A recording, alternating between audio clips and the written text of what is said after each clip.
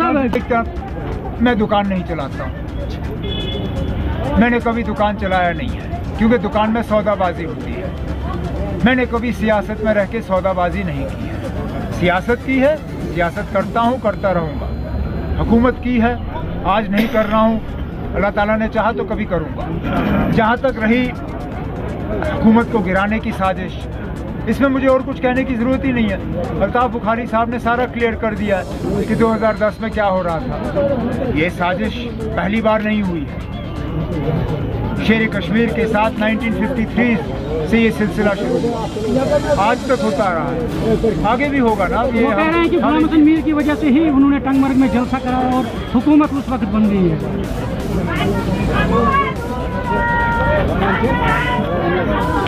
मैं क्या कह सकता हूँ ना, जहाँ तक मुझे याद है टंगमर्ग में कोई जलसा नहीं।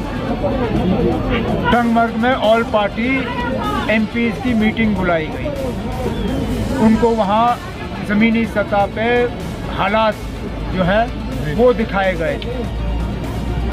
लोगों की नाराज़गी जो है उसका थोड़ा सा हम मरकज़ को दिखाना चाहते थे कि यहाँ हालात पूरी तरह से ठीक नहीं है।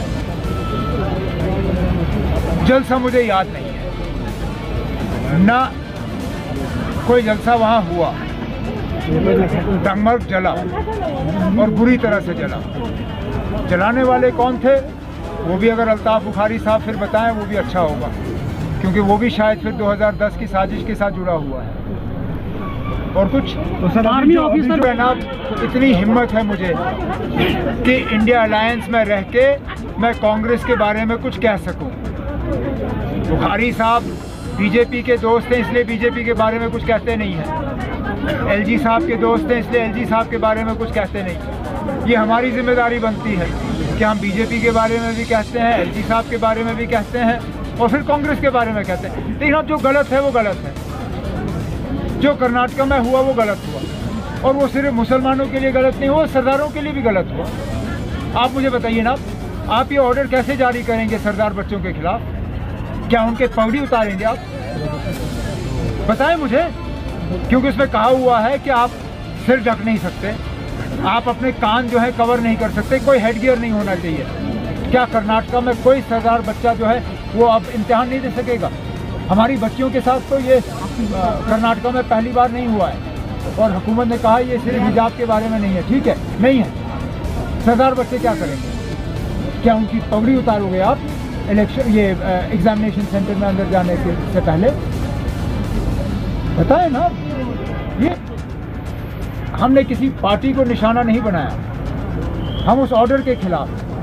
अगर कांग्रेस हुकूमत कर रही है, अगर निशाना उन पर पड़ता है तो मैं उसके लिए माफ़ी नहीं मांगूंगा। आज एक जमात कहती है कि 1984 में कुछ लोगों ने साजिश की और हुकूमत गिराई। कल एक जमात के बड़े लीडर ने कहा, क्या ये किसी खानदान की जागीर है जो हुकूमतें बनती हैं? डेमोक्रेसी है, डेमोक्रेसी में जिसके साथ एमएलए होते हैं उसी की हुकूमत बनती है। डेमोक्रेटिकली अगर उनसे लोग भाग गए, क्यों उनको लगता था कि लोग जो एमएलए हैं वो शायद उनके घर के नौकर हैं। वक्त गया, उस वक्त 84 में एक ग्रुप निकला जो हिम्मत वाले थे, जो बागयूर थे, जिनको ये था कि वो इज़्ज़त नफ्स का सौदा नहीं करना चाहते थे। उन्होंने उखाड़ फेंका उस सरकार को, और उस सरकार के चर्चे आज तक होते हैं। हम तो शायद 20-22 साल के थे तब, लेकिन हमें भी फख्र है कि हमने भी वो सरकार देखी, और उस सरकार में जो काम हुआ अभी तक लोग याद करते हैं। कल वही लीडर फिर कहता है 1999 में जब हमने ऑटोनॉमी की रेजोल्यूशन पास की तो फिर साहब दिल्ली वालों ने एक नई जमात बनाई। अरे हमें क्या सुना रहे हो? तुम तो उसी जमात के साथ, जिस जमात की तुम बातें करते हो, बगलगीर आजकल हो। तुम लोगों को तो निवाले ही नहीं नीचे उतरते हैं गले से एक दूसरे के बिना। लेकिन जब नुक्ताचीनी करने की बात आती है तो आप दूसरों पे नुक्ताचीनी करते हो। नाच न जाने आंगन टेढ़ा, वही ऑटोनॉमी का रेजोल्यूशन आप पास न करवा सके, लेकिन आप में गैरत नहीं थी कि आप हुकूमत छोड़ते, क्योंकि आपकी नीयत ही नहीं थी कभी ऑटोनॉमी यहाँ दिल्ली से नेगोशिएट करके लाते। आप अगर नेगोशिएट करते थे नेशनल कॉन्फ्रेंस वालों, आप अपनी हुकूमत नेगोशिएट करते थे। आपने कभी जम्मू कश्मीर के लोगों के हुकूक की बात नहीं की। आपने जब भी बात की तो ब्लैकमेलिंग दिल्ली को इसलिए होती थी कि हमें क्या दोगे वो। वैसे भी यहाँ अगर आप 47 से देखोगे, जब नेशनल कॉन्फ्रेंस आई है वो दिल्ली की मदद से आई है, कभी भी खुद नेशनल कॉन्फ्रेंस नहीं आई है। याद करिए 1947 में क्या जम्मू कश्मीर के लोगों ने इनको वोट दिया था, इन्होंने हुकूमत बनाई? कभी नहीं। मुझे लगता है एक ही हुकूमत जो इन्होंने अपने बलबूते बनाई थी, शायद वो 83 की हुकूमत थी, जो ये चला नहीं सके। क्यों? इनको लगा ये एमएलए जो इनके एमएलए चुन के लोगों ने भेजे थे, उनको इन्होंने अपने घरेलू मुलाजिम समझा। 1987 में राजीव गांधी की मेहरबानी से बनी और उस हुकूमत का खमियाजा हम आज तक उठा रहे हैं। 2 लाख बच्चे शहीद हुए, कब्रिस्तानों की नज़र हुए, और उसी 87 के इलेक्शन की देन है। क्या ये सच बात नहीं है? 1996 में आपने सौदा किया हमारे शहीदों का। उस वक़्त हिंदुस्तान के वजीर आजम जो थे 1994 में, उन्होंने कहा था स्काई इज़ द लिमिट, और आपने sky is the limit helicopter को बनाकर 96 में हुकूमत को अपने नाम लिखवाया। क्या किया आपने? आपको लगता है जम्मू कश्मीर के लोग भूल गए? आपने कोटा नहीं लाया, आपने टास्क फोर्स नहीं लाया,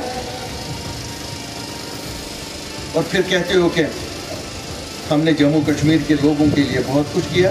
यही कुछ किया है, सबको याद है।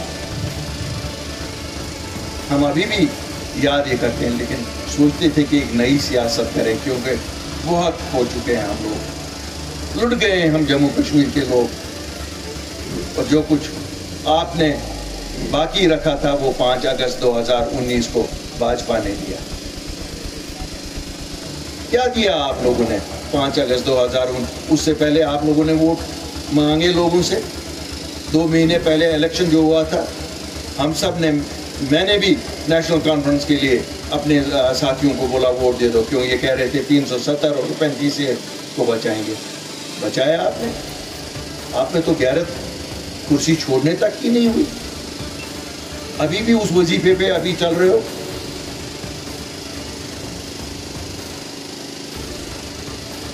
शायद रूस के एजेंट है, अब रूस भी नहीं मानेगा ये हमारे एजेंट है। क्यों? उस वक्त तो ये लाल झंडा उन्हीं को, कम्युनिस्ट को देख के लिया गया था ना, लेकिन इस लाल झंडे के पीछे